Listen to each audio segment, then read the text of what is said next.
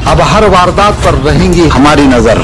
नाशिक शहर police आयुक्तालयातील Panchavati police Thane हद्दीत परिसरात दहशत निर्माण करण्यासाठी गावठी कट्टा बाळगणारा इसमबाबत गोपनीय माहिती नाशिक शहर गुंडा विरोधी पथकास मिळाली असता त्या अनुषंगाने 27 नोव्हेंबर 2025 रोजी रामवाडी परिसरात सापळा रचत रोहित मनोज कापकर वय 23 राहणार रामवाडी शीतळा देवी मंदिरासमोर पगारेचाळ पंचवटी नाशिक यास ताब्यात घेत त्याच्या अंगझडतीतून 31,000 रुपये किमतीचा देशी बनावटीचा पिस्तूल तसेच एक जिवंत काडतूस आढळून आले।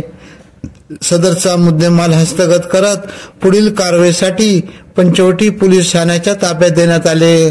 सदरची कामगिरी गुंडा विरोधी पथकाचे सहाय्यक पोलीस निरीक्षक ज्ञानेश्वर मोहिते, मलंग गुंजाळ, विजय सूर्यवंशी, सुनील लाडके, प्रदीप ठाकरे, अक्षय गांगुर्डे, गणेश भागवत, राजेश राठोड, कल्पेश जाधव, दयानंद सोनवणे, सुनीता कवडे यांनी केली। AKP न्यूज साठी ब्युरो चीफ अनवर खान पठाण, नाशिक।